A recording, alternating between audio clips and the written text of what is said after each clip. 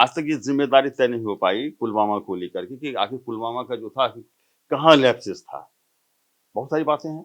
उससे भी आ रहा है कि आर्टिक्स लैटिन कार जो है वो 10 दिनों तक जो है घूमता रहा। पाकिस्तान के मंसूबे पे पानी फेरिए कि जो तुम करना चाह रहे हो वो गलत है, हम एक हैं और तभी हमसे जो आतंकी हमला हुआ है बहुत ही अफ़सोसनाक है, बहुत ही शर्मनाक भी है और पूरी इंसानियत को, पूरी मानवता को इसने शर्मसार किया। तुम हिंदू हो, मुसलमान हो, तुम हिंदू मुसलमान हो, पैंट खोलो, कलमा पढ़ो वगैरह-वगैरह जो आ रही है।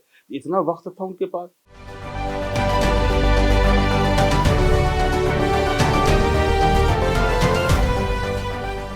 पहलगाम की आतंकी घटना ने मानवता को शर्मसार कर दिया है। लोग इस घटना से खासा डरे हुए भी हैं, चिंतित भी हैं और एक तरह का उबाल भी लोगों के अंदर में है कि सरकार जल्द से जल्द कार्रवाई करे और दोषियों को बख्शे नहीं, उन्हें कड़ी से कड़ी सजा, जिस तरह की घटना को अंजाम दिया है उससे भी बड़ी सजा उन्हें दी जाए। लेकिन कुछ लोग हैं इसे एक अलग रंग यानी मजहबी रंग देने को भी आतुर हैं। दबी जुबान से कुछ लोग सियासत भी कर रहे हैं।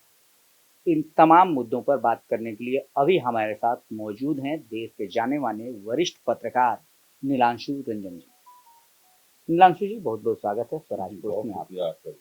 नीलांशु जी, जिस तरह की घटना हुई है निश्चित तौर पर यह घटना बेहद निंदनीय है, हृदय विदारक है और एक सभ्य समाज या एक मानव का समूह कभी भी इस तरह की घटना का समर्थन नहीं कर सकता है। मानवीय मूल्यों के खिलाफ है। लेकिन जिस तरह की बातें हो रही हैं, जिस तरह का रंग देने की कोशिश की जा रही है, मजहबी रंग, आप क्या कहते हैं? पहली बात तो ये है कि बहुत ही ये अफ़सोसनाक ये घटना ये जो आतंकी हमला हुआ है बहुत ही अफ़सोसनाक है, बहुत ही शर्मनाक भी है और पूरी इंसानियत को, पूरी मानवता को इसने शर्मसार किया है।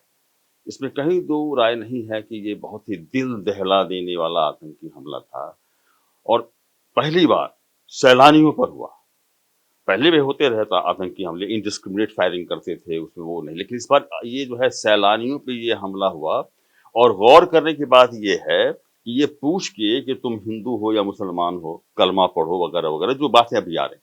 अब इसमें भी है कितनी सच्चाई है कि अभी बाद में आएगी वो जो इसमें इंक्वायरी होगी जो है। लेकिन अभी जो बातें आ रही है, वो पूछ करके तो इसमें एक पैगाम दे रहा है ये पाकिस्तान स्पॉन्सर्ड टेररिज्म जो है, जो पाकिस्तान पार से आए, तो वो एक पैगाम ये दे रहे हैं हिंदू मुसलमान के नाम पर, वो बाँटने की कोशिश कर रहे हैं। मेरा ये कहना है कि सिर्फ मोहब्बत ही मुल्क को या किसी भी मुल्क, किसी भी राष्ट्र को जो है वो सिर्फ मोहब्बत बचा सकती है और कुछ नहीं बचा सकती है। सियासतदान अपनी राजनीति कर रहे हैं, बँटोगे तो कटोगे, एक हो तो सेफ हो वगैरह-वगैरह जो चुनाव के वक़्त में जो नारे दिए गए थे जो है, मैं कहता हूँ कि इन नारों के बहकावे में मत आइए, बँटोगे तो कटोगे।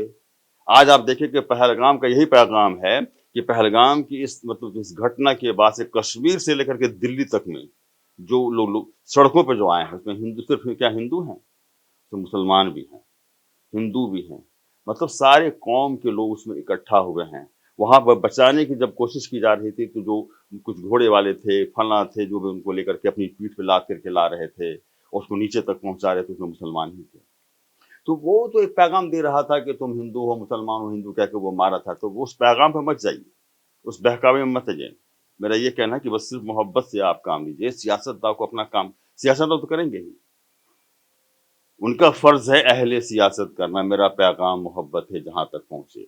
जिगर मुरादाबादी का ये शेर जो है, मुझे लगता है कि आज के वक़्त में ये बहुत ही माकूल है। तो बँटोगे तो कटोगे, इन सारे नारों को देकर के हिंदू, मुसलमान आप क्या कर रहे हैं?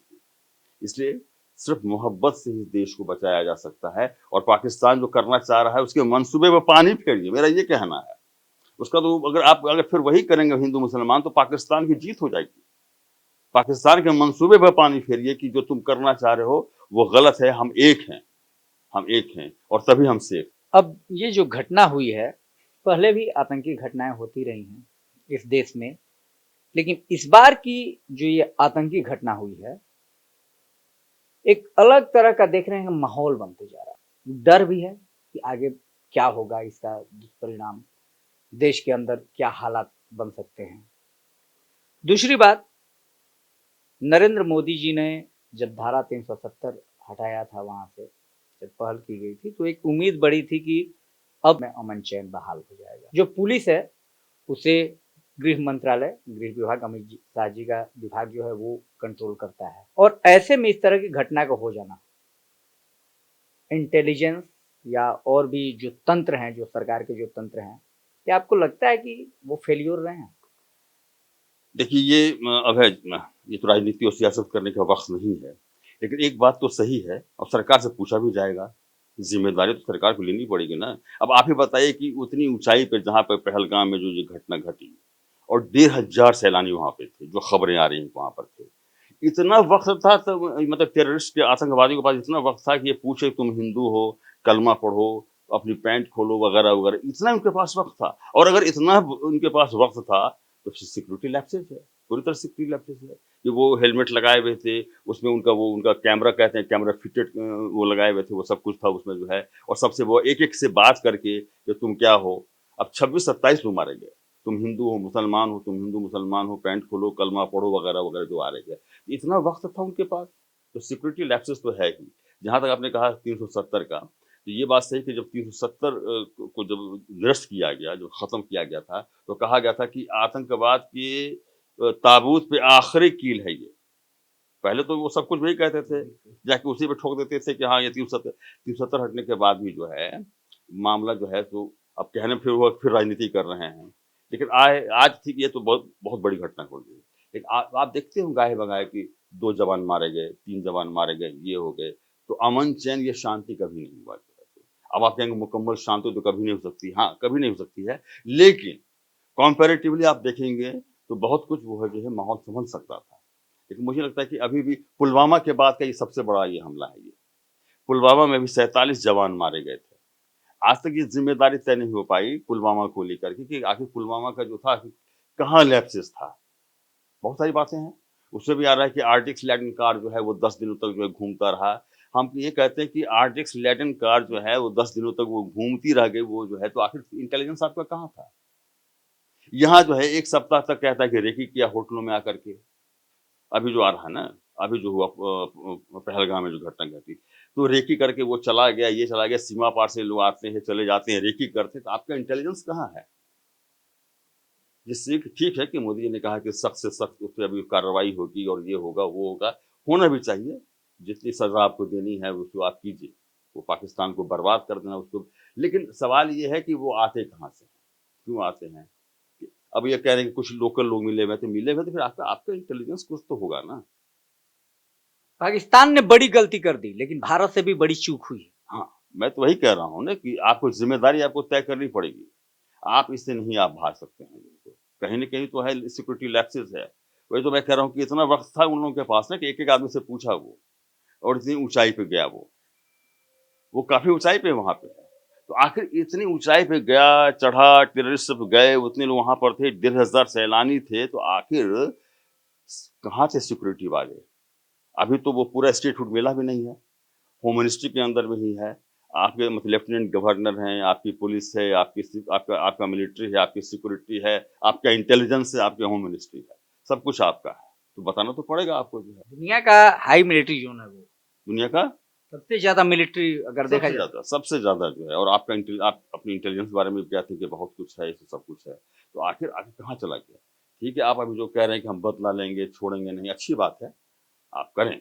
हम उसमें भी नहीं कह रहे हैं कि ये जो है आतंकिस्तान है, वो पाकिस्तान नहीं है। सही बात है, सारी बातें सही है। लेकिन आप इससे भी नहीं भाग सकते हैं कि कहीं न कहीं लैप्सेस हुआ है। अब मैं कहूँगा फिर हो जाएगा कि राजनीति कर रहे हैं, ये बात होगी। राजनीति की कोई बात नहीं, सियासत की कोई बात नहीं है और जो मारे गए हैं, उस परिवार वालों के प्रति मतलब पूरी संवेदना है मेरी और ईश्वर से यही कि मतलब उनको शक्ति दें कि वो सहे इस दर्द को। दर्द तो बहुत ज़्यादा है, ज़ख्म कभी भरेगा नहीं। तो नीलांशु जी का कहना है कि जो घटना हुई है निश्चित तौर पर ये घटना बेहद निंदनीय है, लेकिन सरकार को भी अपनी जिम्मेदारी तय करनी होगी। सरकार को भी ये जवाब देना होगा कि इतनी बड़ी घटना हुई कैसे, जबकि उसकी आईबी है, उसकी पुलिस है, तमाम सुरक्षा व्यवस्था है, तमाम दावे हैं, बावजूद उसके भी इतनी बड़ी घटना हो जाती है।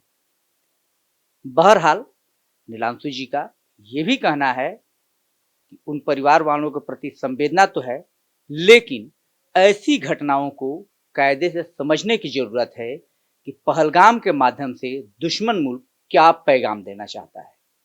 कहीं उसका पैगाम ये तो नहीं है कि संभल जाओ वरना बटोगे तो कट जाओगे। कैमरामैन दिवाकर ठाकुर के साथ अभय पांडे, स्वराज पोस्ट, पटना।